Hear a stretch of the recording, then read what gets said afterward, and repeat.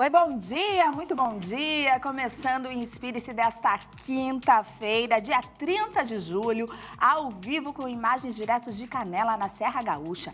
Neste momento faz 15 graus em Canela, tempo nublado, céu com nuvens, mas não chove. Assim como não chove aqui em Porto Alegre, a chuva deu uma trégua, que bom, porque temos aí níveis de rios altos e até sábado a previsão é que não chova mais. Quem sabe sábado chegue uma chuva, mas não como a que tivemos aí em grande quantidade.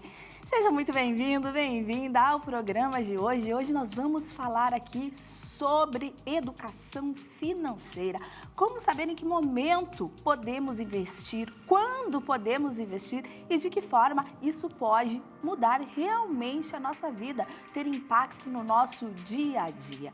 Também vamos falar hoje sobre uma nova concepção de família. Por que os pets estão ganhando tanto espaço dentro das famílias, no coração e na vida? E também vamos mostrar uma arte que envolve aí agulhas, muita emoção e um diferencial que a Ana Hoffman vai mostrar para vocês ao vivo. Ainda temos as dicas de filmes, de cinema, streaming, lançamentos, para você poder curtir aí no seu final de semana com Bruna Monteiro. Então o programa está começando, vem para cá, você já sabe, nos acompanha por todas as nossas redes sociais. Quero te fazer um convite para ir até o site da Masper TV, é só dirigir aqui a câmera do seu celular para o QR Code que aparece na sua tela e lá você fica por dentro de tudo que acontece aqui na Masper, nos acompanha em tempo real, inclusive. Agora nós vamos falar sobre dinheiro, o impacto do dinheiro na nossa vida e como nós podemos nos educar para que ele entre de uma forma mais acessível, para que a gente possa pensar no investimento, no futuro. Isso é só para quem tem uma reserva ou a gente pode começar realmente a fazer uma reserva com pouco? Isso que eu vou falar agora com o meu convidado muito especial, que eu tenho o prazer de receber aqui, que é o advogado e presidente do grupo Irion, Márcio Irion. Márcio, bom dia, que prazer te receber. Tudo bom, Deia? Bom dia, Tudo bom dia bem? a todos. É um prazer estar contigo aqui, o tema é bacana, né? Eu acho que Muito. eu poderia participar dos dois temas, porque eu também sou apaixonado por pets, me apaixonei por pets. Se apaixonou, Se eu soubesse, né? eu podia ter trazido o Lupan aqui no teu programa. Que é maravilhoso, Que ficou lá me lindo. olhando sair, cada vez que eu sair ele fica olhando assim. Não, ele é apaixonado por ti, né? Que eu sei. Márcio, você poderia falar de muitos temas, porque é impressionante mesmo. O Márcio é um empresário, um empreendedor, um advogado que tem êxito em várias frentes aí. E acredito que tudo que tu coloque o teu olhar, a tua mão, tem sucesso. Isso é muito interessante, Márcio. E com isso tu consegue realmente ter muitas possibilidades e implementar isso para muitas pessoas. Tu acaba refletindo, ajudando muitas pessoas, né? O empreender é isso, né? A gente escuta muito, né, nas palestras e aprendizados de empreender, do empreendimento, do empreendedor, de que o sentido de qualquer negócio são as pessoas, né? No início é difícil de tu compreender isso, né? Mas chega um certo ponto em que tu começa a criar os teus objetivos, os teus negócios, e empreender no Brasil não é fácil, né? E que tu começa a ver que o êxito, o sucesso de qualquer negócio, ele é uma consequência de um conjunto de fatores, né? E entre eles as pessoas. Porque quando tu vê um negócio bem sucedido, tu tem pessoas que lá estão bem sucedidas. Se tu tem um negócio que não é bem sucedido, tu tem pessoas não bem sucedidas contigo, né? Então esse é o mote que movimenta a maior parte da economia do Brasil, se tu analisar, né? Os maiores empregadores são os pequenos e médios, são os PMEs, né? Os maiores empregadores do Brasil são os pequenos e médios empresários. E isso faz a diferença, só que não tem cultura, né? A cultura de empreender ainda precisa de ser desenvolvida no Brasil, porque o país é inóspito para o empreendedor, né? Esses dias eu estava conversando sobre esse tema e eu disse, se nós pegássemos uma pizza, né? Eu gosto muito de analisar dados, né? Se nós pegássemos um gráfico de pizza e pegássemos 100% da receita de uma empresa, nós dividiríamos ela num pedaço de uma boa parte da receita para os funcionários, colaboradores, uma boa parte da receita para tributos e encargos, uma boa parte da receita para insumos, aqui no caso da televisão, energia, equipamento, água, enfim, tudo isso. E o que sobra é muito pouco sobre o lucro. Então, o que acontece? O Brasil criou uma cultura de demonizar o empreendedor, quando, na verdade, ele é um grande fomentador social. Sem dúvida. E se tu analisar em números, em dados, isso não é um discurso, é dados, o que sobra para uma empresa de 2, 3, 4, 5, 6%, olha quando sobra muito, é 7% de margem em qualquer negócio. A grande maioria dos negócios no Brasil são negócios que dão prejuízo. Né? Ou seja, e quando tu olha esse gráfico, esse monte de arrecadação, essa receita toda que movimenta essa empresa, ela vai para onde? Ela volta para a economia, ela gera mais tributos. Então, não tem entrega social maior do que empreender no país. É verdade. E o desafio maior também, com certeza, até porque, Márcio, a gente sabe que é um exercício diário, né? O empreendedor, ele não tem carga horária, ele não tem rotina, praticamente, e ele tem uma cobrança muito grande. Né? É que o nosso país ele criou uma estrutura de demonização da atividade empresarial de tal forma que tudo ficou corporativo, né? Eu vejo hoje as instituições jurídicas no qual eu me insiro, né, por ser advogado, mas eu vejo no aspecto da justiça do trabalho, hoje eu vejo que ela defende muito mais uma pauta corporativista para manter a sua estrutura do que de interesse do prestador de serviço. É óbvio que existem aqueles que são inferiores no sentido de incompreensão, no sentido de atuação da sua profissão. É óbvio que eles têm uma hipossuficiência, como se diz no direito do trabalho, que precisam ter a proteção do Estado. É óbvio isso, mas não é a regra, né? Então, quando a gente pega e fala em pejotização, que é uma pauta que hoje está pendente de julgamento no STJ, a gente fala em liberdade, né? Por que não pode trazer essa liberdade para o colaborador, para o empregado, para que ele possa ter no bolso uma receita maior, um resultado maior, que de fato faz sentido para a vida dele? Porque o que adianta 60% do que ele ganha ser tributos, que são tributos que entregam para ele futuramente como previdência, saúde, etc. E aí as perguntas é quem hoje atua num regime seletista, que tem a sua contribuição previdenciária paga em dia, enfim, e que consegue se beneficiar disso. Exatamente, não volta. Não volta, entendeu? Eu vi o ministro Dino falando sobre esse tema no debate do STF, dizendo que as pessoas não entendem que elas vão perder a assistência social, vão perder a sua seguridade social, as pessoas estão ficando mais velhas, vivendo mais, portanto, elas vão ficar hipossuficientes por mais tempo. Mas isso não é uma meia-verdade, né? Porque o governo, ao invés de incentivar a pejotização de maneira que traga segurança e desonere o governo, ele mantém as instituições que custam muito caro, né? Custam muito caro. Me lembro que o deputado Marquesan, que foi prefeito em Porto Alegre, ele dizia que a estrutura da Justiça do Trabalho ela custa mais do que as ações que ela julga, né? Isso é um ponto eu digo, sinal amarelo. Precisaria ter atenção para isso, né? Agora, do ponto de vista político, falta políticas públicas que façam assim, bom, se a questão é segurança daquele colaborador que opta por fazer do seu trabalho o seu negócio, porque a pejotização é isso, é eu fazer do meu trabalho, do meu esforço de trabalho, o meu próprio negócio. Evidentemente que os princípios do artigo 1º, 2º da CLT falam sobre subordinação, sobre esses critérios que criam um vínculo, mas é tudo tão subjetivo, porque se eu estou prestando serviço como PJ em uma empresa, como que eu não vou me submeter às regras dela? Claro. Então, essa visão objetiva da CLT, ela é para preservar essa estrutura de interesse muito mais corporativo do que interesse do empregado. Claro que eu não defendo a extinção da justiça do trabalho, mas eu entendo que as relações de trabalho elas deveriam ser plurais. Aqueles que querem ter uma relação civil, como o PJ, optam por isso. Agora, eu acho que esse é o tema que o STF vai julgar, que é quem são essas pessoas que efetivamente têm condições de fazer essa escolha? Esse é o ponto. Será que uma diarista, por exemplo, tem condição de fazer essa escolha? Será que um operador da construção civil tem condição de fazer essa escolha? Agora eu pergunto, será que um advogado não tem condição de fazer essa escolha? Perfeito. Será que um engenheiro não tem condição de fazer essa escolha? Então, aqueles que têm profissão regulamentada, um médico, por exemplo, sabe que um médico não tem condição de fazer a sua escolha se ele quer ser PJ, se ele quer ser elitista, se ele quer ser concursado? Então, acho que esse é o tema principal quando se fala em empreender e se fala das consequências de empreender.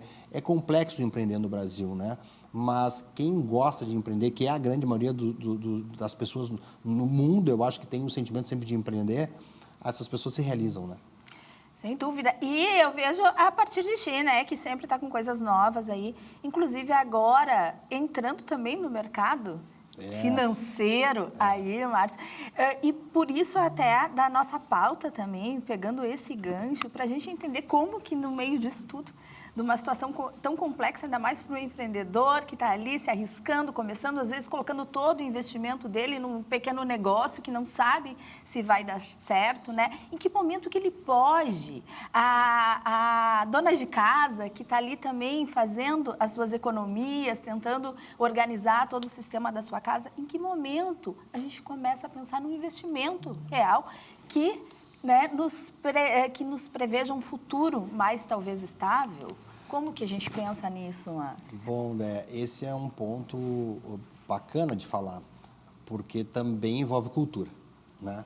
O brasileiro não tem cultura de investimento, de guardar, de entender, por duas razões do meu ponto de vista. Primeiro, pelo desconhecimento, né, de como fazer, qual o caminho a percorrer, e segundo, porque é sempre uma necessidade de liquidez, né? Então, aquele que tem necessidade de liquidez, ele não guarda, né? Então, ele não desfruta da construção do seu trabalho, das suas oportunidades de receita. Mas hoje já mudou isso no Brasil, né? Hoje, a abertura na área de investimento para pessoas físicas é muito maior, o acesso é muito maior, a informação é muito maior. O que precisa é que as pessoas comecem a criar a cultura de entender esse processo de investimento, né? Porque uma coisa é uma dona de casa, como tu citaste, ela resolver investir sem conhecimento, porque se ela investir em ações, o risco dela perder é muito, né? Sim. Se ela deixar na poupança, o risco dela perder é muito. Então, qual é o meio caminho, assim? Onde é que está o meio termo? De que maneira ela pode ter essa orientação? Deveria ser pelas instituições financeiras em que a gente tem vínculo, né? Porque não existe uma pessoa que eu conheço que não tenha vínculo com alguma instituição financeira. Com algum banco. Com algum banco. Mas não temos esse respaldo, Mas né? deveria ser Quando essa não prestação de serviço. O que eu vejo? Eu vejo que os bancos não fazem essa prestação de serviço. Porque eles oferecem produtos, né? Vamos falar de um exemplo ruim e de um exemplo bom. O exemplo ruim é o Banco Master, né? O Banco Master tinha uma carteira de investimento com uma rentabilidade extremamente alta, extremamente arrojada, fora dos parâmetros normais, mas distribuído por todos os bancos, ou por muitos bancos, né?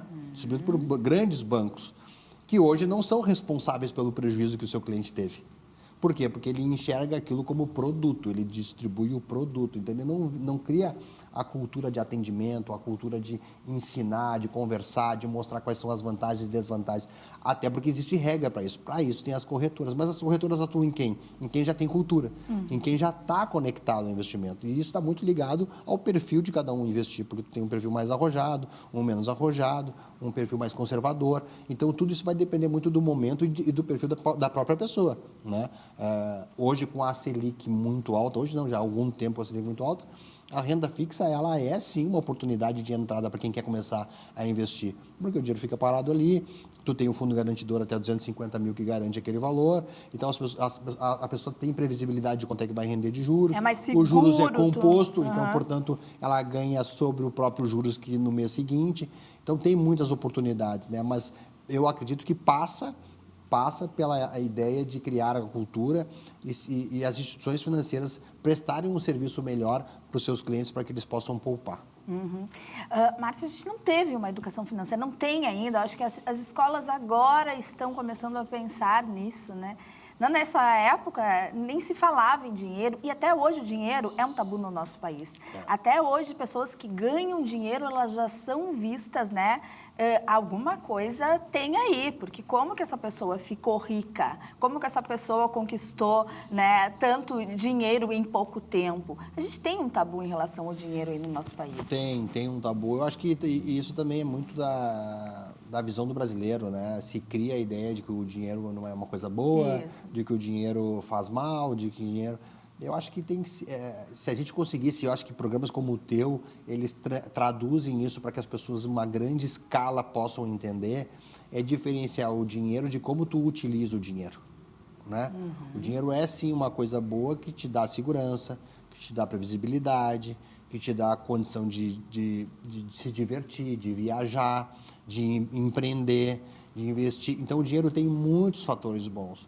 O problema é quando tu trata o dinheiro com uma mentalidade pobre, né? Com uma mentalidade que ele é ruim. Então, a mentalidade de escassez faz com que tu tenha menos dinheiro, né? E isso é muito importante passar para as pessoas. Que começa tudo pela mentalidade, o dinheiro vem depois. Agora, se tu tem uma mentalidade rica, não importa o papel que tu tenha, porque tu vai ter um bom copo, uma boa jarra, uma boa prateleira. E isso não quer dizer que custe caro, custe muito dinheiro, não, está na tua mentalidade. E eu sempre digo que quem tem um pensamento firme, tem um pensamento forte, ela realiza. Não se sabe qual é o tempo da realização, mas ela realiza. O que tu não pode é ter uma frequência onde uma hora tu quer muito e outra hora tu não quer nada. Uma hora tu acredita muito em ti, outra hora tu diz que tu não consegue fazer nada. Então, o tabu, ele começa pela mentalidade. E que é muito passado por aqueles que dominam esse conhecimento.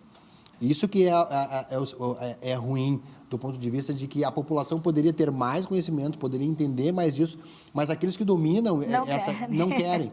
Então, e isso não é uma guerra, como todo mundo coloca, não é tudo polarizado, né? Na verdade, são oportunidades como essa, por exemplo, do teu programa, que diariamente levam esse tipo de pauta para as pessoas, e o nome não é por acaso, Inspire-se, é para que as pessoas possam se inspirar em como fazer diferente ou melhorar naquilo que já estão fazendo. Exato. E o dinheiro, ele é positivo, mas ele precisa ser visto como uma consequência bem administrada. Podemos, a partir de quanto começar a investir? Que momento a gente pode investir? Hoje, as pessoas podem investir a partir de R$4 ou R$5. Olha isso. Então, não existe desculpa mais para quem está nos assistindo pensar, vou deixar para depois. Não existe desculpa. Eu diria assim, eu sou muito fã do Barsi, né? Que é um grande investidor, um dos maiores investidores da Bolsa, pessoa física, individual no Brasil. Quem quer saber sobre investimento, vale a pena buscar nas redes sociais, no Instagram, como é que é a visão do Barsi. Hoje o Barsi é uma grande estrutura, a filha dele, ela inovou, né? Ele começou como investidor, criou cultura de investimento pessoa física, inclusive o segundo maior investidor, ou o primeiro, agora não sei qual é o ranking entre os dois, é o Parisotto, que é um gaúcho, né? Também que é um investidor individual. A visão deles é como investir para que aquele dinheiro se transforme numa renda mensal. Então, a conta é quanto eu preciso ter, em quanto tempo, para eu ter a renda que eu desejo. Perfeito. Eu quero ter R$5.000 por mês para me aposentar sem depender do governo, só dos meus investimentos, de maneira segura, conservadora. Isso é importante, porque uma coisa é tu querer fazer isso muito rápido. Tudo que é muito rápido não funciona. São tipos de investimento, de riscos também que tu vai correr. Se tu for fazer um investimento rápido de valorização, olhando só para a valorização dos ativos que eventualmente tu está investindo, o risco é muito grande. Agora, se tu for investir numa filosofia como do Barsi, que é a que eu também faço, olhando o futuro e botando um pouquinho no balde, um pouquinho em cada dia, separando daquela tua receita um pedacinho que tu entenda que é possível, tu vai projetar aquela renda lá na frente, que pode ser uma complementação da tua aposentadoria, inclusive, né? Então, tem como fazer, as pessoas, eu te diria, do pequeno, médio ao grande investidor, ou aquele que tem capacidade de geração de resultado, de caixa, tem como investir. As variáveis são, e as perguntas que devem ser feitas eu vou investir precisando ter liquidez para tirar ali na frente? Se eu faço isso, eu quebro o meu ciclo, né? Mas se eu preciso, eu tenho disponível. Então, esse pensamento, ele é importante, que é como é que eu quero, qual é o meu objetivo real e ter disciplina para isso, o que é muito difícil, porque disciplina é muito difícil. Pega aí academia, pega qualquer rotina que a gente tenha que fazer, são rotinas difíceis de tu implementar, né? Tem que ter muita consistência. O investidor não é diferente. Mas eu te digo o seguinte, se hoje eu tivesse essa cabeça que eu tenho hoje, há 30 anos atrás, eu não precisaria mais estar trabalhando. Olha só. Investindo muito pouco. Uhum. Porque eu sempre faço a seguinte reflexão. Quanto passa pela tua mão de dinheiro ao longo da tua vida? É muito dinheiro. É verdade, Pra se a gente todo parar mundo. para pensar, É muito realmente. dinheiro, é muito dinheiro. É É, muito dinheiro. é. Então, tudo é mentalidade, tudo é... Agora, as pessoas também não conseguem dar este passo sem orientação. Então, eu sempre aconselho que procure orientação, procure o conhecimento. Né? Aí tu fala, né, tu trouxe um exemplo dos bancos que poderiam nos ajudar em relação a isso. Márcio, nesse momento tem o Irion Cred, tenho que falar que já estamos falando nessa pauta, não temos como não falar. Ele prevê isso? Na verdade, a Irion Cred, ela foi um projeto que a gente já idealizava há muito tempo, né? Fizemos um estudo profundo dessas necessidades do mercado com relação a instituições financeiras e daí resolvemos fundar uma instituição financeira gaúcha que nasce aqui com um projeto já nacional, né? Já é um projeto nacional, mas ela nasce aqui. Ela começou a operar agora há 30 dias atrás. O nosso MVP todo vai ser no Rio Grande do Sul, mas nós já estamos atuando de maneira nacional, já estruturando. Com o seguinte olhar, o olhar para os pequenos e médios empresários, né? Que é com essa cultura. Como é que a gente constrói uma instituição financeira que tenha o produto financeiro como consequência e não como objetivo, né?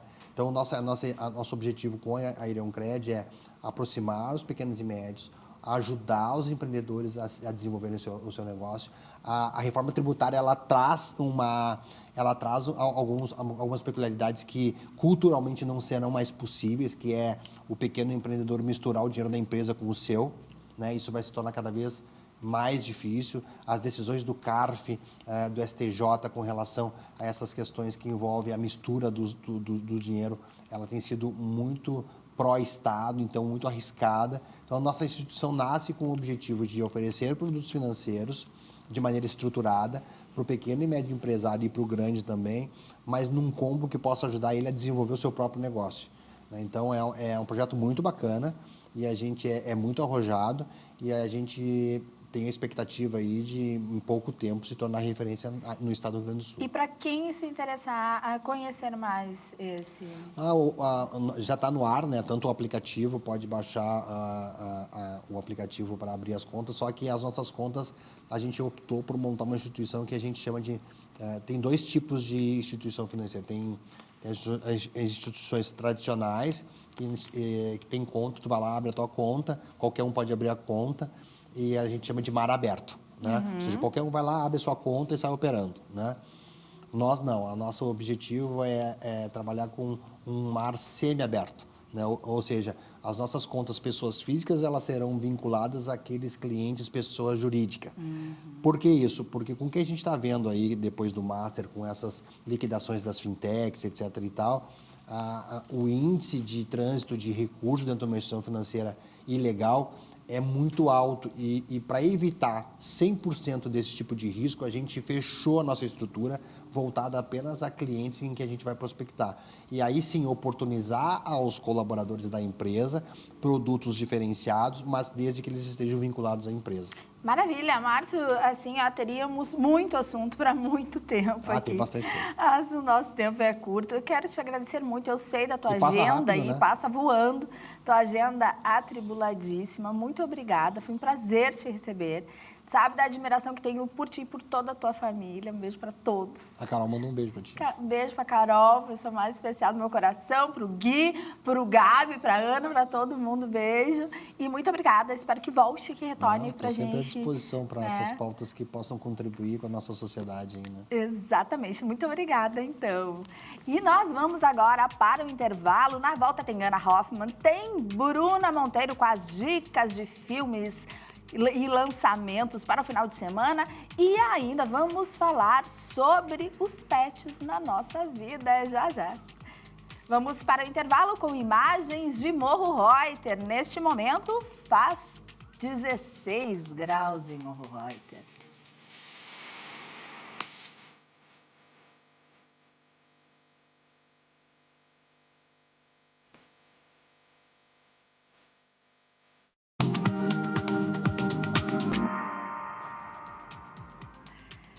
Estamos de volta com o Inspire-se ao vivo para todo o país. Neste momento, com imagens de Santa Maria do Herval.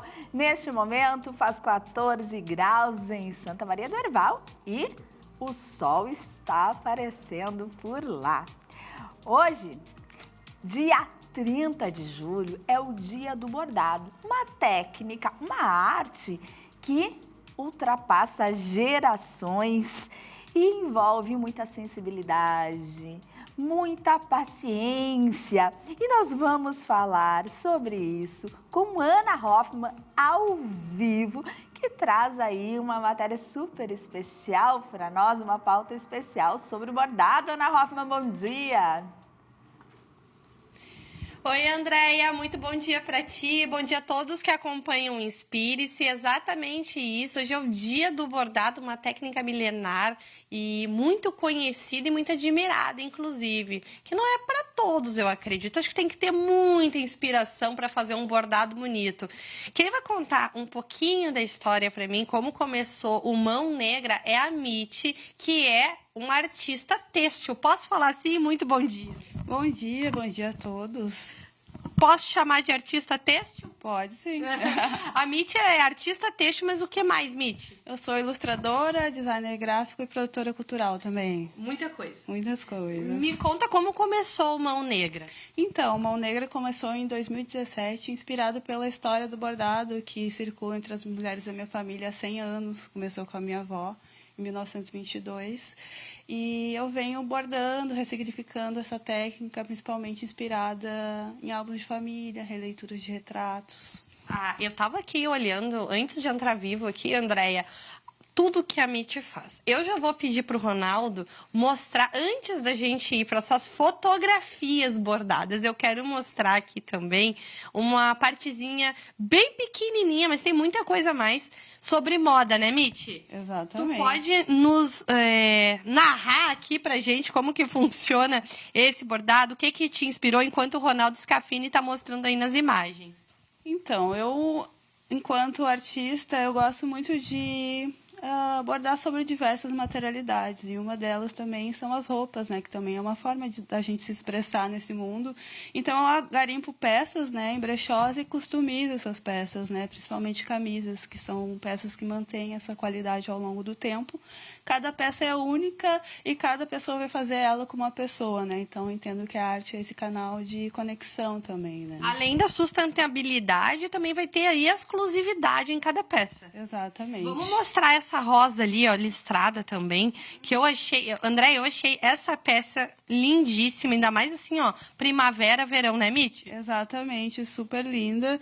E cada uma tem uma frase, um desenho, né? Então eu acabo customizando a partir do bordado. E quanto tempo leva para customizar, por exemplo, essa peça? Geralmente de 2 a 3 horas para bordar. Pra bordar. Isso. Vamos mostrar aqui para Andréia e para o público do Inspire-se as fotos, Andréia, que a Miti estava falando, as fotos bordadas. Miti, nos conta aqui como que funciona essas fotos bordadas. Eu vou passar para cá, peço licença aqui para o público de casa, para ela nos apresentar essa aqui, por exemplo. Essa é uma obra inspirada no Floresta Aurora, que é o Clube Social Negro aqui do Rio Grande do Sul, o primeiro clube social negro do Brasil também, né? Então, como eu faço essa pesquisa com base com a ancestralidade negra, com a história negra, os movimentos políticos, sociais e culturais negros também a partir do Sul.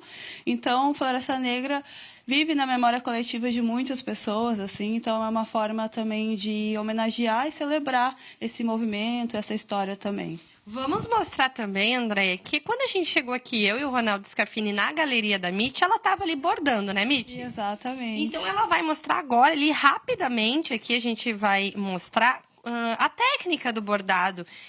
Hoje, a Miti é ela que borda, ela herdou esse afeto, todo esse carinho e também esse dom da avó dela, isso? Exatamente, da minha avó e também das minhas tias, que eram bordadeiras de carnaval. Então, eu sigo principalmente falando sobre representatividade negra, né, ancestralidade, identidade negra, e trazendo essas referências das pedrarias, né, dos elementos também em cada trabalho. A Mitty vai conversando com a gente, Andréia, tu vê a facilidade, né? E já vai bordando. Ela tá conversando, mas ela tá bordando ao mesmo tempo. Hoje, Mitty, qual o interesse que tu percebe, assim, desse público mais jovem em bordar? Então, a partir disso, né, a partir desse saber que eu herdei, assim, eu ministro oficinas, né, de bordado também como uma forma de manter vivo a questão do bordado, né? Muitas dessas pessoas nunca bordaram, né, a primeira vez, enfim, se descobrem bordando fotografias, né, dentro dessa temática afetiva. Então, acredito que esse momento presente do bordado tira um pouco a gente dessa tecnologia das telas, né, nos aproxima desse saber ancestral, de conhecer pessoas novas. Então, acho que o bordado tem essa força de celebrar o presente, né, o momento presente da gente. Tu acredita que, além de aprender uma nova técnica, então, o bordado também pode fazer a gente desacelerar a mente? Exatamente, eu acredito que ele tem esse poder mesmo da gente construir algo incrível assim, celebrar o momento presente, desacelerar o tempo, né? Andar num tempo mais tranquilo, no tempo do bordado, que vai sendo construído pouco a pouco. Tu pode nos mostrar aquelas fotinhos ali? Olha só, Andréia, a Mitty vai mostrar aqui esses trabalhos que ela faz com as fotos. O Ronaldo aqui nas imagens vai mostrar. Olha que lindo, Andréia. Lindo! Tudo fotos antigas que são coloridas pelo bordado. Em média, quanto tempo tu leva para bordar uma foto assim? Em média de 1 a 2 dias. Que coisa linda. Ana, Muito rápido. Claro, pode falar, Andréia. Ana, lindo, lindo o trabalho da Mitty, estou apaixonada. Tenho algumas perguntas para fazer. Ela faz peças sob encomenda? Claro. Né? Essas peças de roupas. E além das fotografias e das peças de roupas, tem algo mais que ela faça sob encomenda? Mitty, a Andréia pergunta do estúdio se, além das roupas, você também faz mais algumas peças sob encomenda? Também faço peças sob encomenda, tanto releituras de fotografias de álbuns de família, frases também, que a pessoa às vezes tem alguém da família que falava frases que tem algum significado especial também, transforma em bordado. Então é só entrar em contato que eu fico à disposição também para fazer encomendas. Aí, Andréia, respondido. Respondido, e tem mais uma pergunta, posso? Ana, eu queria saber Claro, quanto fica à tempo vontade. uma pessoa que não sabe, não tem noção de bordado, leva para aprender pelo menos o básico, assim, para começar a se arriscar no bordado. Para começar a bordar assim, o básico, em média, quanto tempo tu nota que os alunos levam para aprender? Então, minhas oficinas têm duração entre 2 a 3 horas, e onde a gente explora na primeira parte alguns pontos de bordado livre, né? Alguns pontos de bordado, e na segunda parte a gente já parte para bordado em fotografia. Então, em 2 a 3 horas as pessoas já saem sabendo 4 pontos de bordado e bordando fotografias. Tá, se eu vier aqui amanhã e fizer 2, 3 horas de aula, eu consigo começar a bordar? Exatamente. Nossa, é impressionante, Andréia. Então, eu vi essa possibilidade de adaptar, né, essa técnica de bordado com algo que realmente impulsiona essa vontade, né, principalmente partindo de memórias familiares, né? Então, cada bordado é único, é uma obra, né, autoral, partindo de cada pessoa, ouvindo essas histórias, né, essas relações também. Então, é bem legal as oficinas também, bem emocionante. E tudo muito colorido, Andréia, muito alegre, remetendo alegria. Muito legal, Ana. Muito obrigada. Vamos pedir o Insta, né, para poder divulgar aí mais ainda o trabalho e para quem se interessou entrar em contato também. Adorei, achei lindo, dar uns parabéns para ela. Obrigada, Ana. Muito obrigada, Andréia. Mais tarde a gente volta com mais informações se tu me chamares. O Insta? O Instagram da Mitty? O Insta, Mitty, para divulgar? Então, meu Instagram é mão.negra. Mão.negra. E também, quem quiser visitar meu ateliê, fica aqui no centro de Porto Alegre, é só entrar em contato. Muito bom. Obrigada. Obrigada, Perfeito, Ana. Andréia. Muito obrigada, adorei a pauta. É dia do bordado, dia 30 de julho. A minha mãe bordava lindamente, maravilhosamente. Tenho boas lembranças em relação a bordados. Agora nós vamos falar nós vamos ver o que Bruna Monteiro nos trouxe de dicas para o final de semana aí, para a gente poder assistir um filme, uma série, para fazer escolhas, nos inspirarmos para o final de semana. Vamos lá? Olá pessoal, Bruna Monteiro aqui de novo, publicitária, videomaker, nerd de plantão para te trazer algumas dicas para você saber as novidades do cinema, do streaming, da literatura, enfim, o que eu achar que você precisa saber por aí. A principal novidade nos cinemas essa semana é o novo filme do Cabeça de Teia. Homem-Aranha Um Novo Dia traz mais uma vez Tom Holland como Peter Parker e também traz Mark Ruffalo como Hulk, Jon Bernthal como Justiceiro e Zendaya como MJ. Realmente vale a pena conferir. Na Netflix, a novidade de destaque é Elise, Sombras de uma Mulher. Com o roteiro de Rafael Montes, aquele escritor famoso de vários livros, como Jantar Secreto, que também é responsável pela série Bom Dia Verônica da Netflix e Beleza Fatal da HBO. O longa já se tornou a terceira produção de qualquer gênero mais vista da plataforma na última semana, mundo afora na plataforma. Apesar disso, a crítica qualificada não curtiu muito o filme. Quem conhece a história, quem já leu o livro, quem sabe da história, realmente não tá gostando muito. Mas ao mesmo tempo eu acho positivo que a gente tenha em destaque aí um true crime brasileiro, sendo que a gente acaba exaltando e assistindo, exaltando nem entendo, mas enfim, assistindo várias obras de serial killers ou de true crime, principalmente norte-americanas, né? Quem nunca viu nada do Ted Bundy? Mas enfim, não tô aqui pra polêmica, só pra fazer um comentário mesmo. Já no Prime Video chegou o drama indicado a 8 estatuetas do Oscar 2026, Hamnet, a história antes de Hamlet, da diretora Chloe Zhao, responsável por Nomadland e Eternos. E no Disney Plus chegou O Diabo Veste Prada 2, então bora conferir Stanley Tucci, Anne Hathaway, Meryl Streep e Emily Blunt brilhando mais uma vez. Gente, esse elenco é tudo de bom, tudo que eles fizerem eu vou assistir e adorar. E na última semana, eu espero que você tenha visto, mas se não, vou te informar, rolou a Flip, Festa Literária Internacional de Paraty, que deu o que falar, trouxe muitas novidades da literatura, teve conteúdos, teve palestras, várias falas de destaque, Angela Davis esteve aqui no Brasil, inclusive. E uma obra que realmente se destacou foi o lançamento de Socorro Acioli, O Amor é Inadiável. Esses tempos, inclusive, eu trouxe aqui como dica o livro Oração para Desaparecer e comentei sobre a outra obra dela, Cabeça de Santo, que são dois livros, assim, incríveis. E Amor é Inadiável já está sendo super bem aclamado e está disponível para venda no Amazon Prime. Enfim, deixo como dica também de realmente ir atrás e conferir os outros destaques da Flip 2026. Enfim, por hoje é isso. Amanhã eu volto com dicas do que você pode fazer em Porto Alegre e na região nesse final de semana. Obrigada, Andréia, e até mais.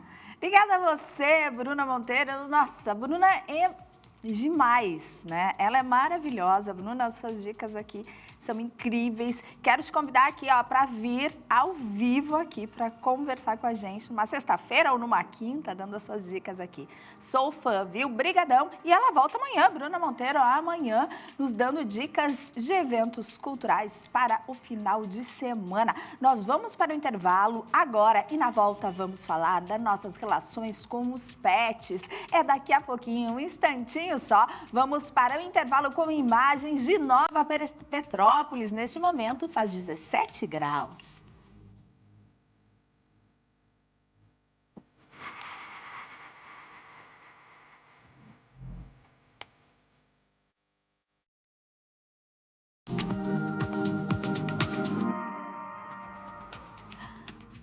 Nós estamos de volta e agora nós vamos entrar no universo pet. Cada vez mais os pets estão fazendo parte de novas configurações de família. No nosso dia a dia estamos dando muito espaço na nossa casa e também no nosso coração aos nossos bichinhos. Vamos saber agora de que forma podemos trabalhar, lidar mais com isso, até para um conforto realmente para o animal e para nós, né? Será que não estamos criando uma dependência? De que forma podemos lidar mais com essas relações entre humanos e pets? Para isso eu tenho aqui como convidada a veterinária Clarissa Pacheco, que também é especialista em endocrinologia. Clarissa, muito bem-vinda, que prazer te receber aqui. Obrigada, André, pela oportunidade. Acho que falar sobre pets é um assunto bem legal sempre. Muito, né? Imagino, pra ti, pra mim também. Tenho um carinho muito especial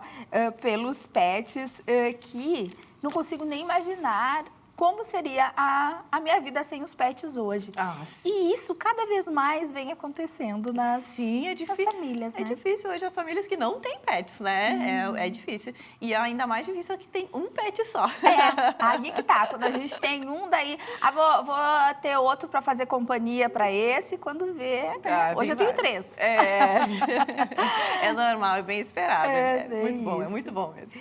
E de que forma, Clarissa, que a gente pode estabelecer alguns limites, talvez, porque cada vez eles vão tomando mais conta mesmo, né? Sim. Tem gente, inclusive, que dorme com pet na cama, eles vão tomando os espaços todos. Até que ponto isso é saudável, tanto para o bichinho quanto para o tutor também? Tá. Assim, a gente precisa entender que cães e gatos, eles têm necessidades específicas, né? Então, assim, tem muitas pessoas que adoram, eu pelo menos adoro dormir com meus gatos, né? É muito bom, é bem confortável, é bom para eles, é bom para nós, né? Mas, assim, eles têm algumas particularidades, né? E a gente tem que acabar tendo um certo entendimento e impor um determinado limite, às vezes, e tentar entender, assim, qual é a necessidade do cachorro, qual é a necessidade do gato, o que a gente precisa fazer com que eles se sintam bem, sem estresse, assim, na rotina ali do dia a dia, né?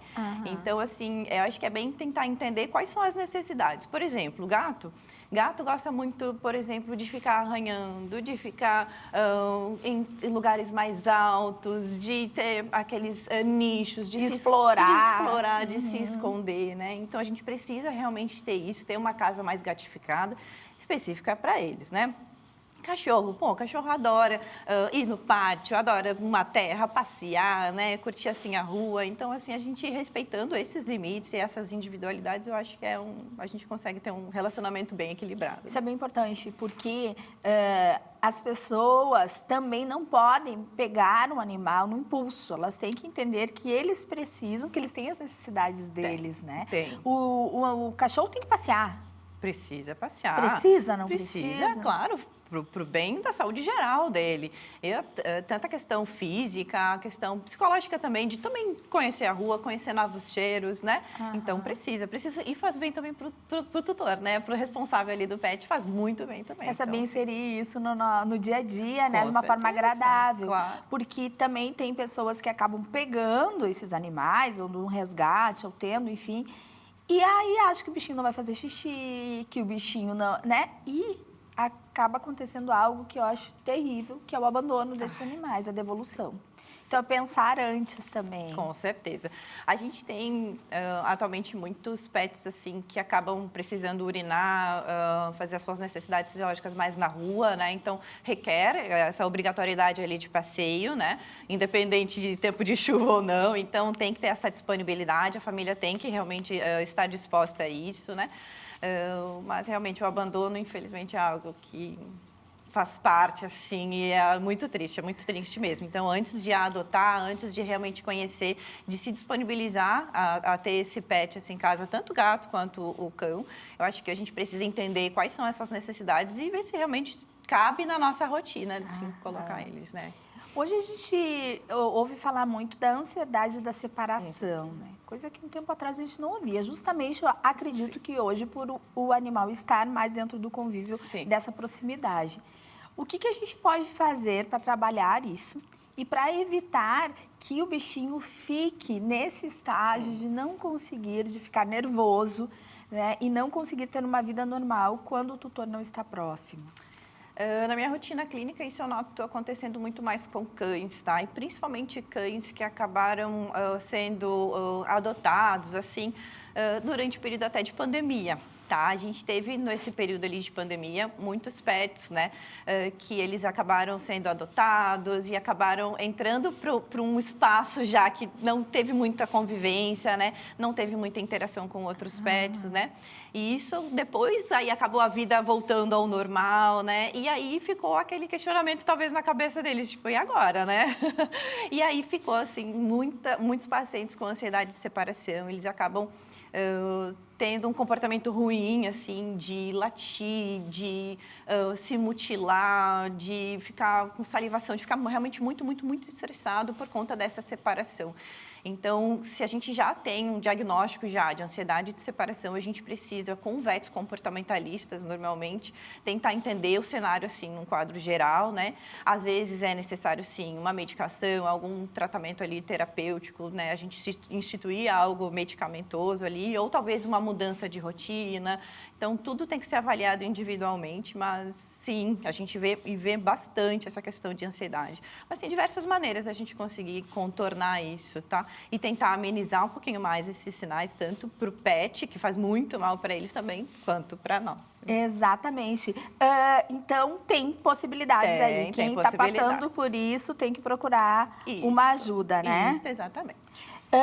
E também hoje a gente observa muitos idosos vivendo com os animais, né? Sim. Quais são os benefícios que esses animais trazem para a nossa vida? Todos, né? Assim, os benefícios, a gente vê muitos idosos, assim, se dedicando muito ao cuidado. Eles acabam, normalmente, tendo um pouquinho mais de tempo, né? E eles, na verdade, estão mais de boas, assim, né? Então, eles acabam curtindo mais essa convivência ali com o pet, acabam mimando mais, né? Tem benefícios também que eles necessitam passear, então tem uma atividade física ao ar livre, né? Acabar tendo também esse envolvimento com outras pessoas para discutir ali o assunto, trocar uma ideia, sabe? Ter essa interação social, assim. Acho que é muito benéfico, tanto para idosos quanto para crianças também. Eu acho que, bom, pet é tudo de bom, né? Então, em todas as fases. Sem dúvida, pet é tudo de bom, realmente. Se alguém tiver aí dúvidas, eu vou deixar teu arroba aqui, né, Clarissa? Até para o atendimento mesmo. E para um auxílio, porque a gente sempre que tem pet tem algumas dúvidas, então deixa aqui teu arroba, né? Dúvidas, só entrar em contato com a Clarissa. Então, vamos reforçar o arroba? Isso, é Clarissa Pacheco. Arroba Clarissa Pacheco. Isso. Eu trabalho no Hospital Pet Suporte, da unidade ali da Plínio, e eu só queria até reforçar que lá, normalmente, no hospital, nós temos um atendimento multidisciplinar, então nós temos diversos especialistas envolvidos, normalmente, no hospital, e a gente consegue prestar um atendimento desde a fase de filhote, início ali de protocolo vacinal, até uma fase mais sênior, onde requer um pouquinho mais de atendimento. Então, sempre quando precisarem também, podem chamar ali no Insta, ali, a gente consegue auxiliar. Então, eu acho que é bem legal deixar ali também disponível ali para o pessoal. Perfeito. Muito obrigada. Capaz, eu que agradeço a oportunidade. Foi um prazer te receber aqui. Obrigada, André. Obrigada. E reforçando, se você puder, adote um animalzinho, né? Faz tão bem para nós, mas claro, com responsabilidade, pensando que vai ter que cumprir algumas demandas ali, mas o bem que eles nos fazem é incrível. E se você quiser mais tranquilidade, adote já um idoso, porque eles são tão companheiros, tão fáceis de lidar, né? Claro que vão requerer um cuidado de final de vida mesmo, mas é muito bom também ter um idoso por perto, um pet idoso por perto. E eu quero só reforçar também o arroba da Vive Saldanha, arroba Vive_Saldanha, que é uma veterinária que hoje trabalha com mais de quase 400 animais em situação mesmo crítica de resgate. Ela resgata esses animais, então ela está construindo canis, precisa muito da ajuda com essas chuvas, foi bem prejudicado o trabalho dela. Então, se puder, contribua de qualquer forma, com qualquer tipo de doação. Qualquer coisa também me chama no arroba Andréas de Vargas. Muito obrigada, obrigada, Clarissa. Obrigada a você que nos acompanhou no programa de hoje. Nós nos vemos amanhã com mais um Inspire-se ao vivo, feito especialmente para você. Beijo, até lá.